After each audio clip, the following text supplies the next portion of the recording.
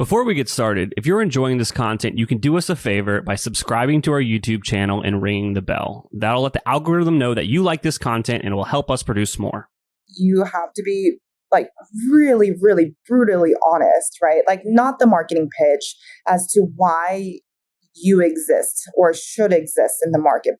Welcome to Honest Ecommerce, a podcast dedicated to cutting through the BS and finding actionable advice for online store owners. I'm your host, Chase Clymer, and I believe running a direct-to-consumer brand does not have to be complicated or a guessing game. On this podcast, we interview founders and experts who are putting in the work and creating real results. I also share my own insights from running our top Shopify consultancy, Electric Eye. We cut the fluff in favor of facts to help you grow your e-commerce business. Let's get on with the show. Hey everybody, welcome back to another episode of Honest Ecommerce. I'm your host, Chase Clymer, and today we're welcoming to the show Jennie, the CEO of Kinn, a fine jewelry company offering modern heirlooms meant to last a lifetime. Welcome to the show. Hey Chase, how's it going? Going fantastic. All right, so just to set the stage for all the listeners, let's talk about the products a little bit before we kind of go back to the beginning. Yeah, so Kinn is a fine jewelry company that is based out of LA. We make all solid gold fine jewelry pieces that is, yes, like you said, made to last a lifetime, that you can technically pass off to your next generation, whether that be your family, friends, and whatnot. Absolutely. It sounds like an amazing product. So where'd you get the idea? Take me back in time. What was going on? Where'd the idea to start this business come from? Yeah. So, I mean, even prior to that, so my background's heavily around e-commerce and building businesses. There was always, at the back of my mind that where I really wanted to build or start a company, I just never really knew what.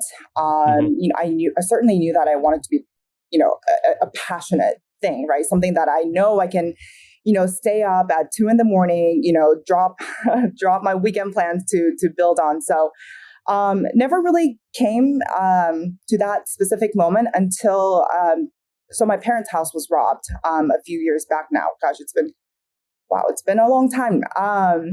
And at the moment, they took all the family heirloom, including my grandma's, engagement ring that was supposed to be passed on to me.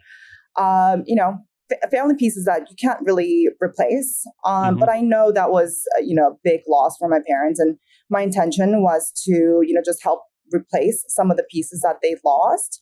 I was working in downtown LA already. So I would kind of go, up and down the streets of the Diamond District. And if you haven't done that before, it can be very chaotic and also intimidating. So the experience for me was, gosh, it was scary. And I was just like, well, how much is this? How much is that? I found somebody who was, it was a bench jeweler who kind of like took me in to help me understand, why is this something that looks exactly the same thing, $200, but like next door, it's $2,000. So the intention was to, again, just to replace some of the pieces that were lost. And, shortly after that, I learned everything about, about the jewelry industry and stuff. I've always loved jewelry. I was always that girl who always wore multiple layers of beaded jewelry and costume jewelry growing up. So the passion was there in terms of liking. And I just saw this little void in the space and started to make some pieces for our friends and family and quickly built it onto Shopify template, and here we are, fast forward. Absolutely. All right. So I got to ask though, the original aspiration was just to replace some pieces that were lost that meant a lot to you and your family. When did it shift to being like, what, I think we should build a business here? And like, how long did that whole process take? It was actually more from my friends who were like, hey, you know how to build a business, you have all the right, photographers, you know how to build margins and all of that. So it was really more of a nudge from my friends to try it out. And, again, building an e-commerce business has just become so much easier at the time that I was building it too. It was, just get into a Shopify template, take some nice photos, all taken on iPhone, and I still do it until today. And, post post some nice photos and see if there's traction. So I think the aha moment for me was when I started to make pieces for that weren't like my immediate friends, right? So it was like friends of a friend, or somebody that like I was just like randomly introduced to. And that's when I was like, okay, I think I'm onto something here. There's something greater in terms of why people are coming to me instead of somebody else. So that was the aha moment for me to be like, okay, I think I have to take this leap in order for me to make something out of it. And yeah, went from there. Awesome. So with your background in e-commerce, do you think that was definitely an asset to you with building out this business? Yeah. So just as for background purposes, prior to Kinn, I was working for a brand called Casetify. It was an e-commerce that I was with for about 7 years. I was the first employee to the company. As a founding employee, I mean, you do everything and anything, right? From doing fulfillment to marketing to reaching out to influencers. I mean, at the time, like the influencer marketing was just so different. So I kind of like learned everything from that and, brought that over to Kinn, essentially. Now, would you think that if there's an entrepreneur out there that's listening and maybe they don't really have an idea just yet, but they know this is the space that they want to get in, would you recommend like going and learning kind of the same route that you did to get that education under you until the idea comes? There's so much resources out there, right? I think if there's one common thing with, the prior CEOs and founders that you've interviewed is that a lot of people listen to podcasts. A lot of people look for books. To be self-educated. Nowadays, you can just Google anything and everything, even for benchmarks, that there's all the tools out there in the world that like you just have to want it bad enough to make it happen. Because obviously building something from scratch is that feeling of, gosh, I think there's a lot, right? One is this going to work? How am I going to look if this fails, right? So people care about those things. And I think during the building process, I think people also think about how to make it perfect before launch. And just spending too much time on making things so perfect and being scared of the failure. I mean, but who wants to be a failure, right? Like who wants to be rejected? No one. So I get that. So like take that leap. And if it doesn't click, then try another avenue, A/B tests, and then if it still doesn't click, I don't know, it could be turned into something completely different. I mean, I think Shopify founder, when he was first building it out, I think it was supposed to be like a snowboard company is what he was intended to build. So, I mean, you never know, right? Absolutely, yeah. I believe it was called Snow Devil, and is that the name? was just So Snow Devil was the brand that Toby. His family, I think it was his family's brand. They were selling snowboards and they were trying to sell it online. He couldn't find anything that was good enough or that he thought was good enough to sell this thing online. And the technology that he built is basically, what became Shopify. Yeah, absolutely. But again, he would have never known until like, he went with it and probably took the feedback from somebody else who was like, hey, I just love your website. I don't care about snowboards, but I love your website. So can you build it for me? Right. And he took a chance of doing it. And yeah, it was people were seeing how well it was working and selling. And they're like, what is that? And he's like, oh, it's just this thing I put together. So again, you never know. I never thought I'd be making jewelry, to be honest with you. Absolutely. So let's talk about, you've started to build out this business and you're moving beyond friends and family. How are you getting those customers? How are you marketing? How are you trying to like get those, really move into selling this and marketing this to an actual customer base versus, relying on direct contacts that you know? Yeah. So I wanted to get a little bit, I guess, creative. So I did reach out to an editor at Refinery 29, but mainly because I like personally loved her fashion, and I've been following her. And I was like, hey, like I'm starting a brand officially, right? Like this has already been actually launching, but then like now I'm ready to officially come out to the public to say we are where we are today. So I reached out to her and I said, hey, we're giving away free gold, like solid gold hoop huggies. as part of our launch, and we want to, tell the story. Would you be interested? And, I was surprised because I'm sure she gets pitched left and right, being at a company like that. And, she said yes. And I thought, okay, great. Like, it's going to be part of like a roundup, like, top 10 accessories, to shop your favorite gold hoops and whatnot. It ended up becoming an exclusive piece, a feature on Kinn. And at the time, I didn't know how much impact. Actually, I mean, I knew what kind of impact it like press would have, but I didn't know how much of a direct impact it would have. So initially, first foot out the door, we thought of this campaign, pitched to press, and when she launched it, literally our Shopify, like the order notification at the time, like I had the notification go off for every order that came through, because obviously every time that happened, I was just like, yay. When that story went out, I looked at my phone and it was just like nonstop, like, you have an order, you have an order, you have an order. But I mean, at the time it was a giveaway. So people had to pay for shipping on that giveaway. But yeah, that's how we first got our name out there. But the first, actually up until 2 years, we didn't spend on, the Facebook marketing and Instagram marketing. And I kind of now in hindsight, I wish we did, because it's gotten so expensive. Oh, yeah. But I mean, to that, we were, thanks to press, thanks to the referrals, we built a very organic word of mouth brand. And then fast forward, we started to dabble into paid ads.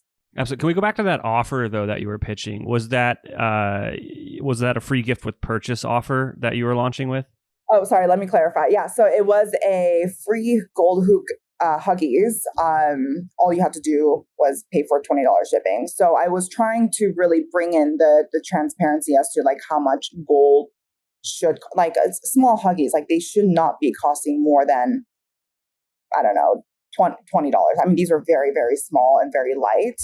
Mm-hmm. They should not be, thousands of dollars. So I was trying to prove a point that pay for shipping, which is going to cover your gold, and you get these cute little Huggies. So it was not a gift with purchase. It was just straight up. Absolutely. And I'm sure that in the long run ended up being a very profitable kind of engagement. Yes. I mean, because I was actually in between moves at the time. So I was in an Airbnb, pulled in my husband and my daughter to help me package those orders. But it was great. It was, thousands of orders. And to date, those people still come back, and they're the ones that said, remember when you gave away those free Huggies?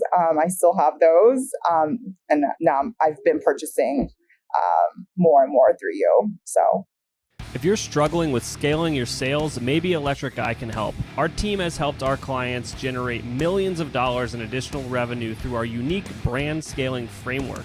You can learn more about our agency at electriceye.io. That's ELECTRICEYE.io.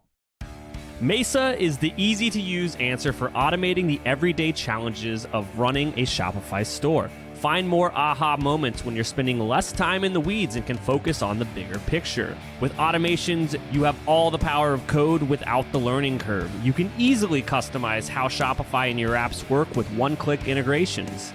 From auto-tagging orders to sending order details to Google Sheets or Airtable, Mesa connects your data where it's needed most. To put it quite simply, Mesa is a better way to work.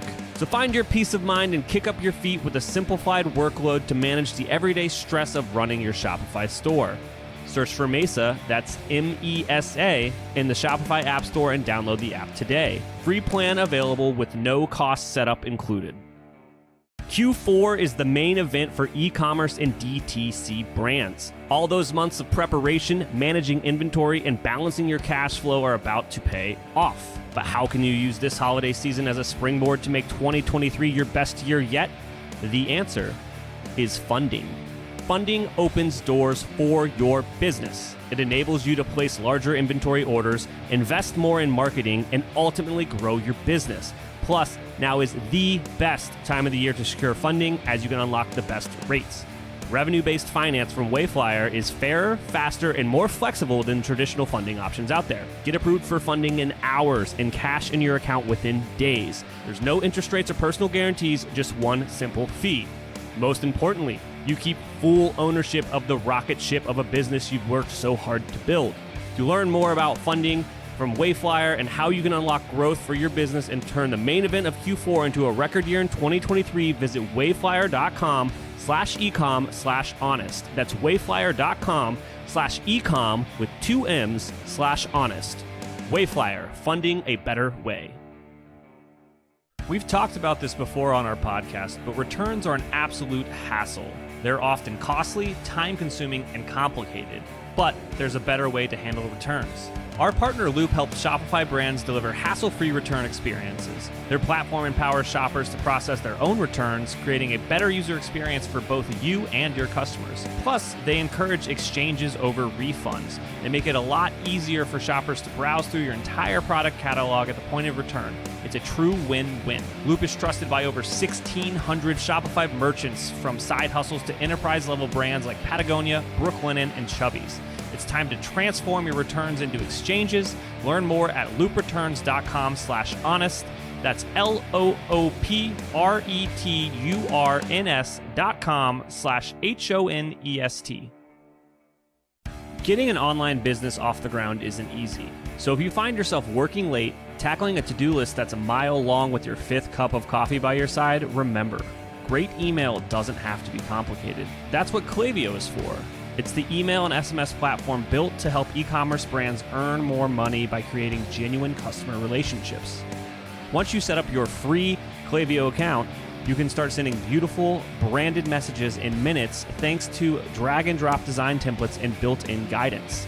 And with e-commerce specific recommendations and insights, you can keep growing your business as you go.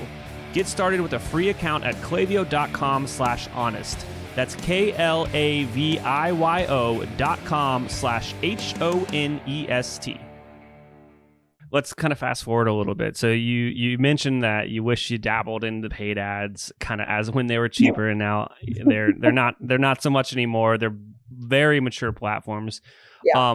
You said you are kind of getting into it now, but what else are you doing now? Where are you guys finding kind of your best avenues for either, retention of existing customers or trying to find new ones? Yeah. So retention has been something that has always been so from the beginning, we've been, I knew exactly who our VIPs were, and the ones that would keep coming back. So our retention has always hovered around, 30 up to 40%. So I knew that we got that honed in, and that could, you do that through like sometimes like the smallest things. It's like just writing a thank you note. It's like, hey, I recognize that customer's name. I'm going to sign my name off on it. Or, I'm going to send them free candles because we made a bunch of candles in the office, and nurturing that relationship. So I think for us, retention has been incredible. And we've had like intimate experiences just for our VIPs. I think this past week, our team was reviewing, I think it was 5% of our customers were making up around 25% of our revenue. So that's a pretty big number to know. Yeah, so I mean, we want to keep nurturing them, but in terms of acquisition, I mean, the paid ads will, it's not going away. It's just now a different way to talk to the customers and talk to the, getting acquisition. I know TikTok is also, I'm a little bit older, so I'm trying to learn it. Yeah. But I know that's where kind of like where our customers are. But, retail opportunities certainly has come back post COVID. And I know a lot of ecom brands are trying to do more pop-ups. And so that's kind of like where we are in terms of, second half of this year. Now, looking back on kind of the journey, are there any kind of standout moments where maybe there was a mistake that you want to tell the audience to avoid, or kind of just any other aha moments that come to mind? Not particular. I mean, just because we are talking about paid ads right now, and I know part of me was just like, oh, I should just, take that risk, like just put the money in because this is going to become very saturated. So in hindsight, yes, like I kind of wish that I did a little bit more of that and understanding.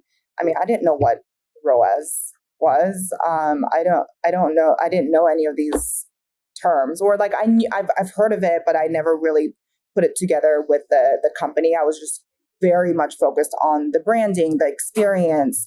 How do we talk to the customers, the packaging, like that's my forte. So like, that's what I focused on. But I wish I've been closer to the performance marketing metrics just a little bit, because I kind of feel like the opportunities slipped away, for the same dollar that we could have been spending. Yeah. I mean, the opportunity is still there. It just is not as cheap as it once was. Yes, I agree. Now, is there anything that I haven't asked you about that you think would resonate with our audience today? Oh, I mean, I think the typical questions that I get is like how do you build that? Like, yeah, how do you take that first leap? I really wish that there was a playbook, and sometimes I actually get emails from agencies or these podcasts, and this is how you build a D2C brand. But I want to say, take it with a grain of salt, essentially, right? Because just because it's worked on somebody else doesn't mean that it's necessarily going to work for what you're building. Yeah. I think for us, when we take a look at those D2C guidebooks, we're not selling a $50, $100 jewelry. We're, our average order value is anywhere between, now closer to like $600. It's a very considered purchase. So, it takes a lot of nurturing. It takes a lot of trust for the customers to take that leap to spend thousands of dollars with you. Now we're doing engagement rings that we launched last September. I mean, these are pieces that, people are not seeing in person, and they're fully trusting us to, make this piece for them. So some of those guidebooks, take it with a grain of salt, because it's not for every brand. It's not for every product. And you just kind of have to make it your own. Yeah, that's something that I like about doing these interviews is every time I talk with somebody, there's a lot of similarities, don't get me wrong, but it is never the same story with, different names. Yeah. And it's just, you can definitely learn from how other people have done it, but yeah, it really does come down. It's a different product. It's a different market. It's different customers, different margins, different investment levels. All of that stuff matters. And, that also gets me thinking about when you're talking about like comparing your business to a competitor. It's like, you don't know anything that's going on behind the scenes. So it's almost just like not even worthwhile. Yeah. I mean, to that, I have to say, like, you have to be like really, really brutally honest, right? Like, not the marketing pitch as to why you exist or should exist in the market, because that's essentially what the customer's thinking as they're shopping. It's like, well, you look just like the other one now. And I feel like consumers have so much more choice than ever before, that all you have to do is just Google, and then you'll just get, a name brand that like you've recognized for a long, it's a heritage brand, all the way down to, this is an Amazon brand, or, Amazon brand. You just get so many options that they're wondering, well, how is this looks exactly like that one? Like, how is this different? Right. So like, I think being honest with yourself as to like why you exist. And it's actually something that we openly talk about within the office. Well, why are we different? What is it that makes our customers keep coming back to us? So yeah, it's an exercise that we try to do constantly. And as a landscape continues to change, you kind of have to do like these touch points and keep asking, why do you exist? Yeah, it kind of comes down to like a little more of like the mission and the vision of a business, and less about the product. It's like what problem are we trying to solve here? What's the big thing? Yeah. At the end of the day, we're selling jewelry here, but what is it about the jewelry that's different? Yeah, exactly. I mean, what's his name? Simon, is it Sinek? He has a great, I don't know if it's like a book, but I listened to some of his TED Talks, but start with the why. I feel like that always like blows people's mind. Like everybody knows what you're selling, but why do you exist? So if you can nail that down, I think you've got it. Go start the business. Yeah, that's the cornerstone of great marketing and great storytelling and great branding is like, if you can get that stuff, like selling it's not going to be hard. It's going to be keeping it. Stock's going to be hard. Yeah. And then just having really good people around you too, right? I mean, because if you don't have the PR experience, you don't have the influencer network, so to say, like, find somebody who knows that area. And we ourselves, like we're fully bootstrapped still until today. You could find really great people. You don't have to go find an agency that has like a $10,000 retainer on a month. Who can afford that, the first year out of the company? So you can find really good people who believe in your mission and, help you build a company. I'm really happy to actually say that some of the freelancers that we've had since the first year, they're still with us and they've grown with us. So. Absolutely. I think that one of the mistakes that we've made in the past at the agency was, trying to cut corners on who you're hiring or not necessarily in a shitty way, but more just like this is like what we thought we could afford, right? And what you learn is it actually is going to set you back and you're not going to get the results you want. And it's like hire. You get so frustrated. Yeah. Like hire the most expensive person you can afford. Like you always, especially when you're small and bootstrapped. And I read this in a book. I wish I remembered what book it was, but it was basically like you cannot, when you're a small business, less than 10 people on your team, like you cannot hire someone to train them to do something. You literally have to hire someone that's done it before and just give them the thing. Yeah. And then come in and make it your own, right? I mean, bring in that experience and say, well, how does it mold into your company that you're building? Because everyone's got different technologies and, systems. So. Absolutely. So we talked a lot about these awesome products. If I'm curious about these heirlooms, where do I go? KinnStudio.com, or you can also follow us on Instagram, Kinn Studio. We are actually in a couple of pop-ups in Texas and New York, which is our top 2 markets in the US. We are looking to expand, as I mentioned earlier. So you'll definitely see us. Awesome. Jennie, thank you so much for coming on today. Thank you. Good to talk to you. All right, I can't thank our guests enough for coming on the show and sharing their knowledge and journey with us. We've got a lot to think about and potentially add into our own business. You can find all the links in the show notes. Make sure you head over to honestecommerce.co to check out all of the other amazing content that we have. Make sure you subscribe, leave a review, and obviously, if you're thinking about growing your business, check out our agency at electriceye.io. Until next time.